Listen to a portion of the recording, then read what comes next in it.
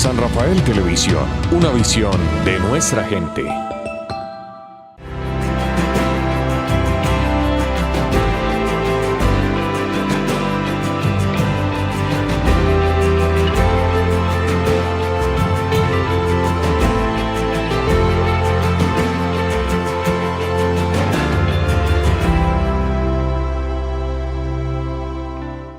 Buenas tardes para todos, bienvenidos a este programa que se llama Aire Nuevo. Soy Wilder Marín y me encanta saludarlos una vez más. Gracias a San Rafael Televisión, una visión de nuestra gente que nos permite este espacio para llegar a distintos hogares de nuestro municipio con una reflexión basada en las Escrituras, en la Palabra de Dios.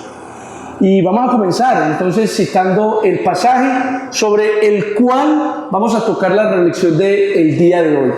Para eso quiero citar la epístola a los Hebreos, capítulo 10, versículo 19 hasta el versículo 21. Epístola a los Hebreos, capítulo 10, versículos 19, 20 y 21. ¿Qué dice ese pasaje bíblico?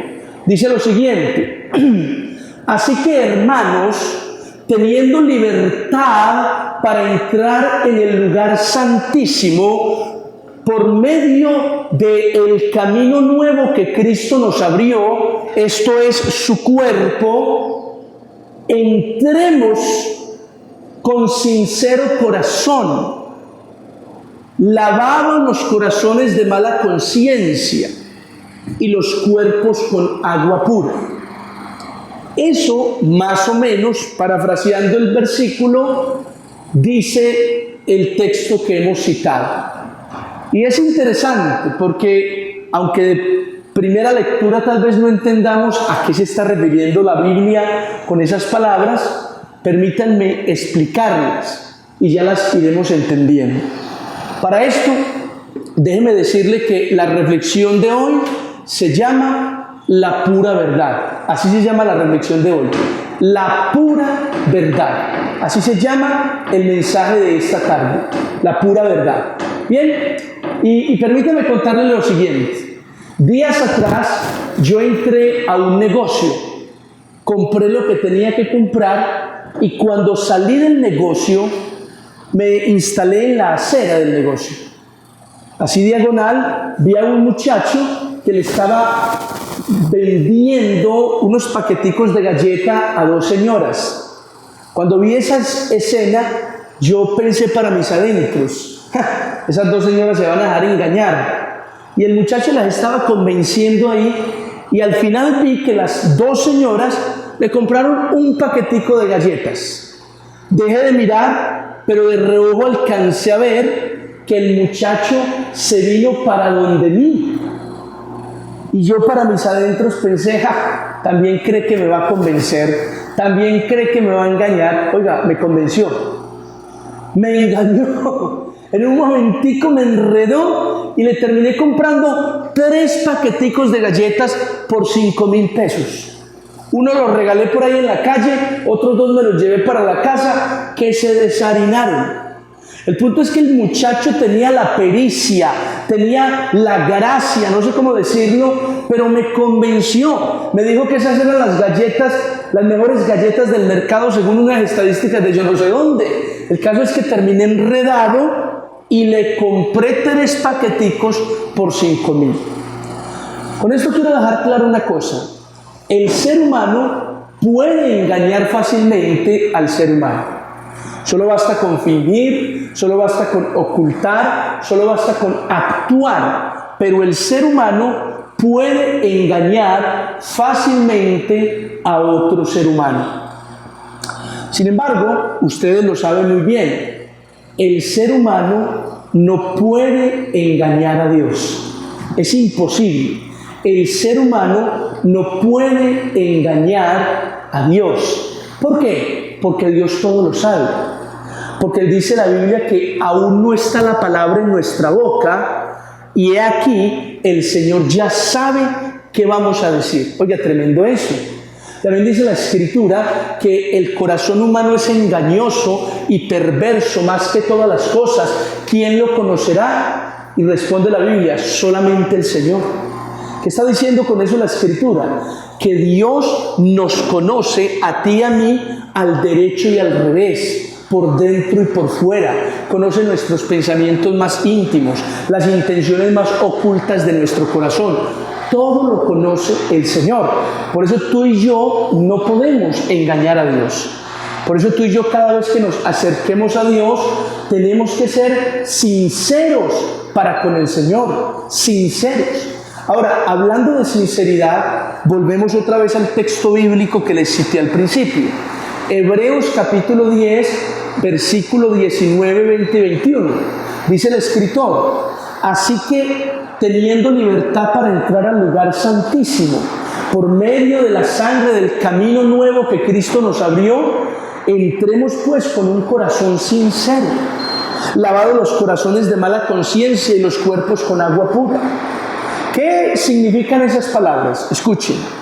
El autor de los Hebreos, que hasta hoy se desconoce quién fue, unos dicen que fue el apóstol Pablo, otros dicen que fue Bernabé, otros dicen que fue Silas, compañeros de Pablo, pero se desconoce quién fue el autor de la carta a los Hebreos.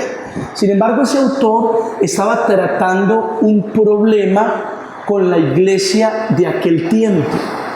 Parece que algunos judíos que practicaban la ley de Moisés, que sacrificaban corderos, que tenían el tabernáculo y llevaban holocaustos a Dios, se metieron a la iglesia y querían que la iglesia cristiana practicara los mismos rituales.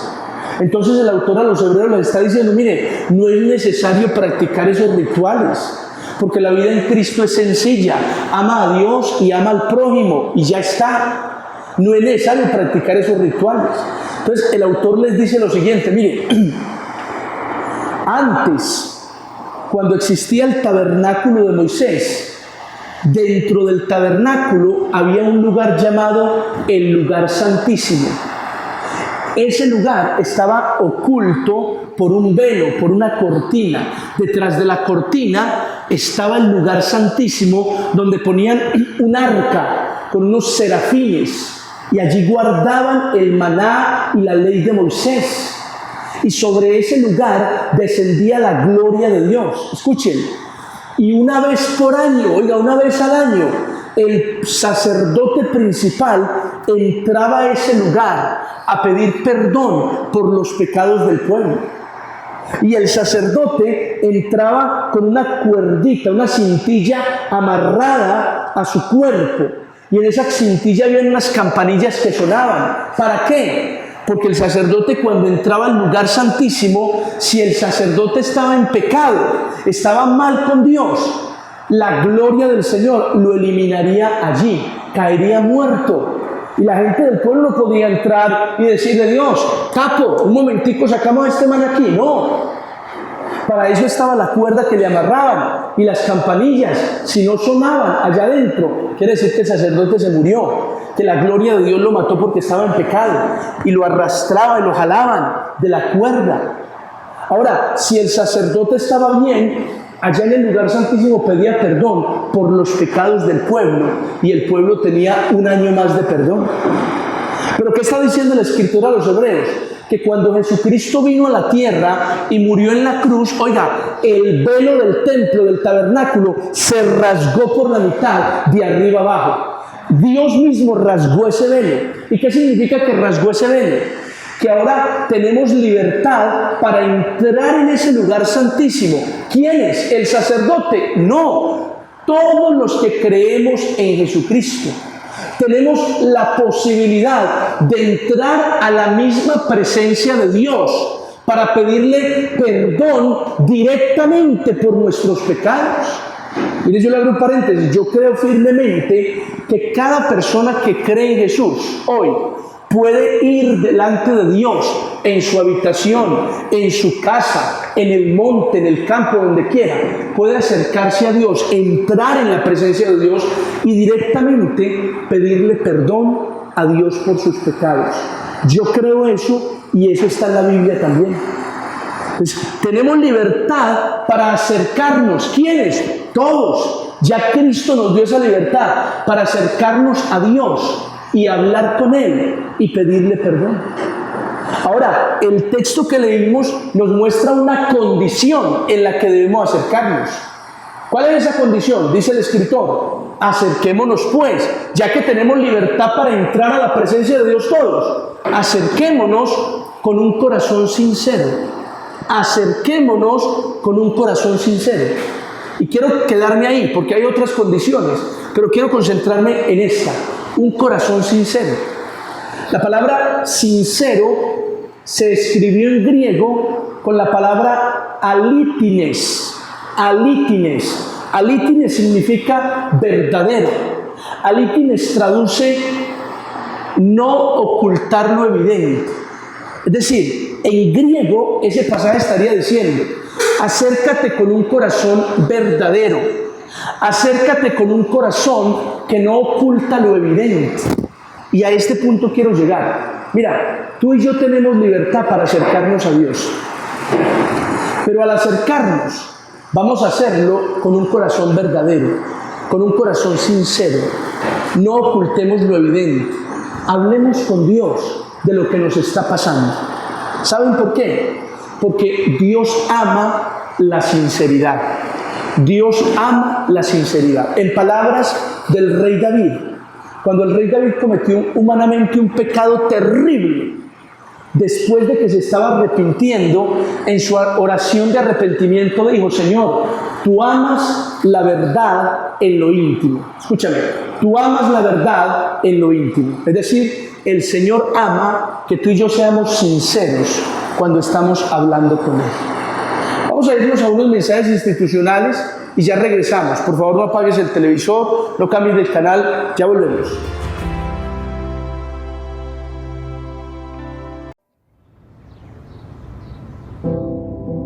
¿Y qué pensarías si te dijera que tu mamá está loca? Parecía una loca cuando salía de casa. Todo para dejarte en la escuela con tal de que no llegaras tarde. Y sin importarle hacer el ridículo enfrente de tus amigos.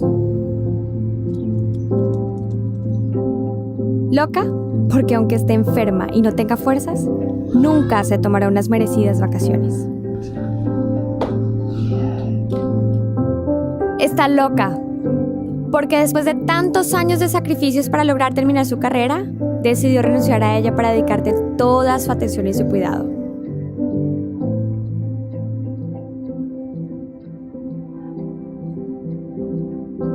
Porque no le cuesta dejar de comer para que a ti nunca te falte tu comida. Así sepa que no tiene más comida en casa.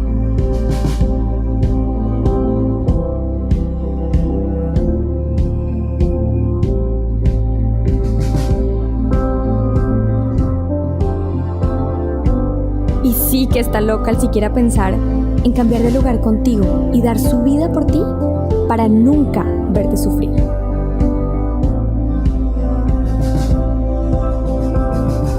Y llegaste a creer que estaba loca cuando la veías o escuchabas orar por ti todos los días.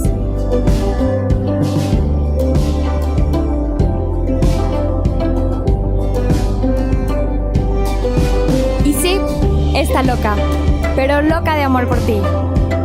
Y es que es un amor muy similar al de Dios por ti, porque dio todo por amor a ti.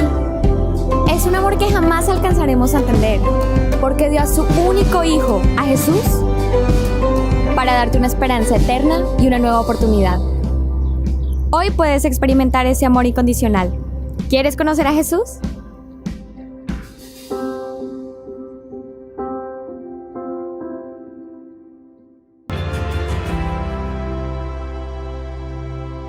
Muy bien, estamos de regreso en este programa que se llama Aire Nuevo y el tema que estamos tratando hoy se llama La Pura Verdad. Un texto bíblico, Hebreos capítulo 10, versículo 19 al 21, nos enseña que tenemos libertad para entrar a la presencia de Dios, al lugar santísimo, por medio de la sangre de Cristo, del camino nuevo que Él nos abrió a través de su cuerpo, de su muerte en la cruz. ¿Qué está diciendo la Biblia? Que todos los creyentes hoy tenemos el beneficio, tenemos el privilegio, la oportunidad de acercarnos cada uno a Dios, de entrar en la presencia de Dios y pedirle perdón directamente por nuestros pecados y hablar con el Señor y conocerle más. Tú y yo tenemos esa posibilidad. Ahora, el escritor a los Hebreos dice que ya que tenemos esa posibilidad, pues no nos acerquemos de cualquier manera. Dice el escritor, acerquémonos con un corazón sincero. Y en eso quiero detenerme. ¿Cómo nos acercamos a Dios? Hay muchas cosas que tener en cuenta. Una de ellas es con un corazón sincero. La palabra sincero en griego se escribe alítines. Alítines significa verdadero, significa no ocultar lo evidente. Dicho de otra manera, lo que el texto bíblico estaría diciendo en su idioma original, que es griego, el Nuevo Testamento, sería algo más o menos así. Acerquémonos con un corazón que no oculta lo evidente. Acerquémonos con un corazón verdadero, sincero, genuino. Entonces, hoy quiero invitarte que cuando te acerques a Dios, lo hagas con sinceridad. ¿Qué le voy a decir a Dios? Dile la pura verdad. Eso, dile la pura verdad. No le ocultes nada al Señor. Ahora, hay personas que cuando se acercan a Dios no hablan de ciertos temas porque no les interesa, no hablan de ciertos temas porque simplemente no quieren volver a tratar ese asunto. Yo no creo que alguien deje de hablar ciertos temas con Dios porque quiere engañar a Dios, porque eso sería lo más absurdo. Nadie puede engañar a Dios.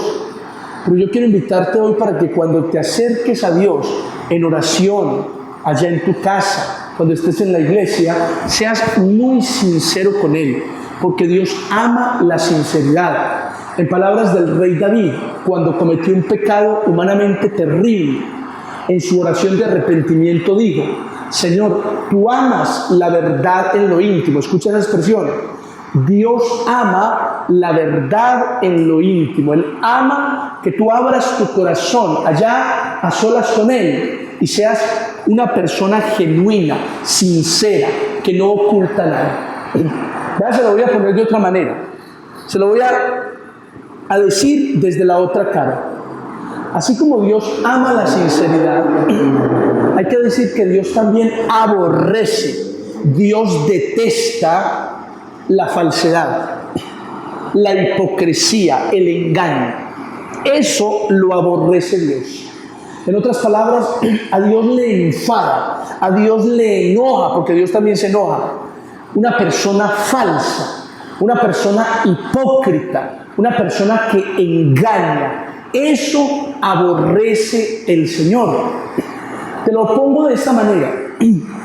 Cuando leemos los evangelios encontramos la vida de Jesús.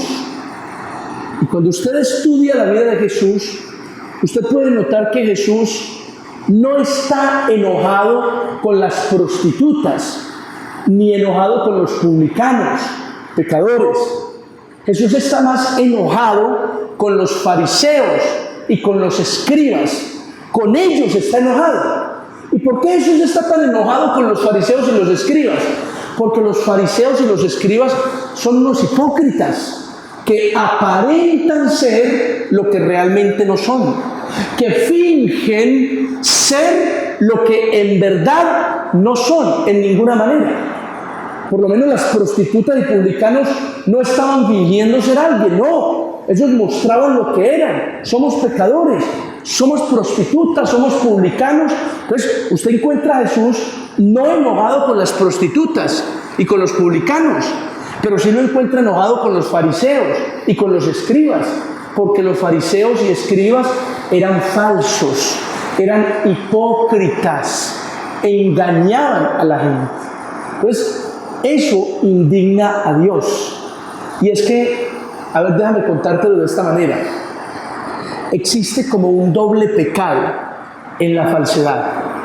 Mira, cuando tú eres una persona falsa, una persona hipócrita, una persona que engaña a los demás, hay como un doble pecado en esa falsedad. Te lo explico, mírame acá. Hay un doble pecado en la falsedad porque, a ver, la falsedad hace mal lo que hace.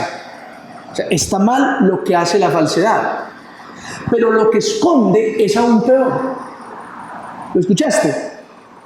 La falsedad hace mal lo que hace, pero lo que esconde es peor todavía. Te voy a poner un ejemplo. Dice Jesús que los fariseos oraban en las esquinas de las calles largamente, extendían sus oraciones, pero no porque amaran a Dios, sino porque querían ser vistos y admirados por los hombres. Eran unos hipócritas. Entonces, la oración que hacía ya estaba mal, porque no era sincera. Pero lo que escondían detrás era peor aún, que era su vanagloria, su deseo de ser admirados por la gente. Ese es un claro ejemplo del doble pecado que existe en la falsedad. Es mal lo que hace la falsedad y lo que esconde es peor. Por eso es que Dios aborrece la falsedad, aborrece la hipocresía, no le gusta a Dios. Entonces, cuando te acerques al Señor, sé muy sincero, dile la pura verdad, dile: Señor, esto es lo que hay. Dios mío santo, he cometido una cantidad de errores, estoy frustrado de intentarlo y fracasar. Señor, ayúdame, no puedo, no soy capaz, en fin. Confiésale a Dios lo que te esté pasando, pero no le ocultes nada. Sé sincero. Oiga, sé sincero. Ahora, sé sincero no solamente cuando ores a Dios, porque también hay que tener coherencia entre lo que decimos y lo que hacemos. Sé sincero después de que ores con Dios. Sé sincero en tu vida.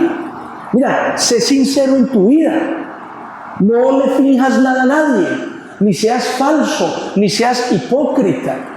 Si vas a la iglesia, no tienes que demostrar que eres un santo cuando no lo eres.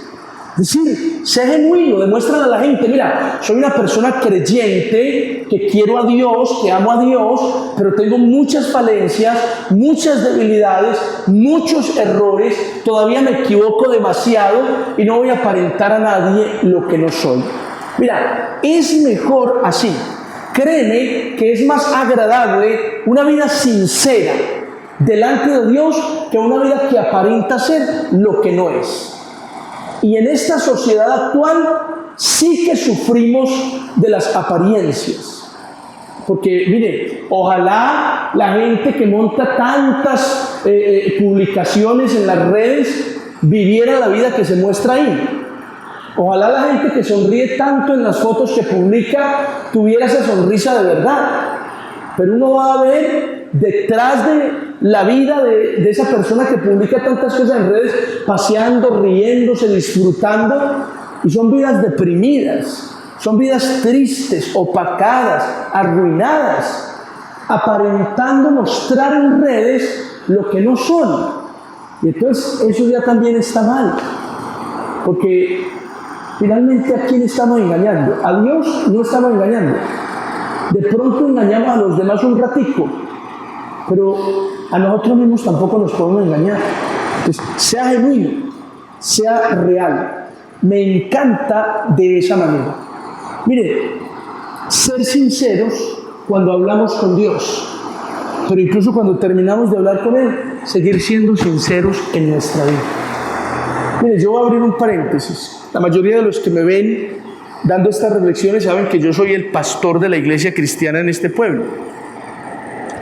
Antiguamente yo escuchaba un dicho de muchas iglesias, aquí, en otros pueblos, en otros lugares, y ese dicho era más o menos así: en esta iglesia somos poquitos pero santos. Oiga, y había como un orgullo del pastor, del líder, del cura, no sé, del que fuera, había como un orgullo al decir eso. En esta iglesia somos poquitos, pero santos. Ese paradigma para mí tiene que acabarse. Por ejemplo, yo como pastor, a mí no me interesa eso como tal, que poquitos pero santos, no. Al contrario, yo quiero que en la iglesia que yo pastoreo seamos muchos, muy pecadores, pero muchos. Pecadores que reconocemos que no somos dignos de nada, que no merecemos las bendiciones de Dios, pero que nos esforzamos por luchar contra el pecado y dejarlo para agradar a Dios. Eso quiero yo. Persona sincera, ¿verdad? No oculte que usted lucha con pecados. No oculte eso. No es necesario ocultarlo. Es que todos somos seres humanos y el que aquí no esté cometiendo pecado, que tire la primera piedra, pues. Eso dijo Jesús. Entonces, no hay que aparentar nada, no hay que fingir ni demostrarle a la gente nada. Seamos sinceros con nuestra propia vida. Ese es el gran mensaje. Y voy a ir cerrando con esto para que terminemos la reflexión de hoy. Un rey llamó a todos los solteros de la provincia. Se presentaron distintos muchachos y el rey les dijo: uno de ustedes va a ser el esposo de mi hija y además le voy a conceder el trono. Para lograrlo, a cada uno les voy a entregar una semilla y se la van a llevar con una maceta. Van a regresar en 6 meses y el que tenga la planta más grande, con él se voy a tratar. Los jóvenes cogieron su maceta, su semilla y se fueron para la casa cada uno. Las primeras semanas, algunos ya tenían unas ramas enormes. Otros se jactaban de la altura que estaba logrando sus plantas. Pero uno de los muchachos tenía su maceta tal y como se la llevó. Había sembrado la semilla, pero no había salido nada. La regaba, la sacaba al sol, la ponía a la sombra y no pasaba nada en esa maceta. Se cumplieron los 6 meses, hora de que todos los solteros regresaran con sus macetas al palacio real. El joven de la semilla sin fruto estaba avergonzado. Le dijo a sus padres: ¿pero a qué voy a ir por allá al palacio? Solo seré el hazme reír, se burlarán todos de mí. Pero sus padres lo convencieron de que fuera. Él no había hecho nada malo, él estaba haciendo lo correcto. Que no haya salido nada, no era culpa de él, pero él hizo todo lo que tenía que hacer. El muchacho ahí, como pudo, lo convencieron y fue con su maceta al palacio real. Cuando llegó al salón principal, allí estaban los demás muchachos con unas macetas y unas matas enormes, unas plantas grandísimas, hojas anchas. Y cuando vieron al joven de la maceta, de la semilla sin fruto, se burlaron de él y al mismo tiempo seguían jactándose de las maravillosas plantas que habían crecido de sus macetas. Cuando el rey entró al salón principal, silencio total. Todos hicieron la venia ante el rey. Y el rey observaba las plantas tan grandes, frondosas, anchas, fuertes. Cuando terminó de revisar todas las macetas, dijo: ya tengo quién es el elegido. Mandó llamar a su hija y, acto seguido, le dijo al joven de la maceta, de la semilla sin fruto: tú eres el elegido. Tú te casarás con mi hija y vas a heredar todo el palacio, el trono real.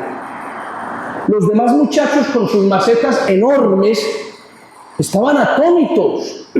Se preguntaban: ¿pero aquí qué pasó? Rey, exigimos una explicación. Y el rey les respondió: explicación que les voy a dar, desgraciados, hipócritas y falsos. Porque la semilla que yo le di a cada uno era una semilla estéril. Por lo tanto, de ninguna maceta debía haber crecido alguna planta. No entiendo ustedes por qué me traen aquí plantas tan grandes. ¿Acaso querían engañarme a mí, el rey? Este joven fue sincero y por su sinceridad le voy a entregar la mano de mi hija y además le voy a compartir todas mis bendiciones. La moraleja de la historia es sencilla. Cada vez que somos sinceros para con Dios, sinceros para con nosotros mismos, sinceros para con los demás, detrás de la sinceridad hay muchas bendiciones. La próxima vez que te acerques a Dios, habla con Él. ¿Y qué le vas a decir? La pura verdad. Eso ha sido todo por hoy. Espero que lo hayas pasado muy bien, que hayas disfrutado esta reflexión. Y con la ayuda del Señor nos vemos la próxima semana. Deseo que el Señor te bendiga. Hasta pronto.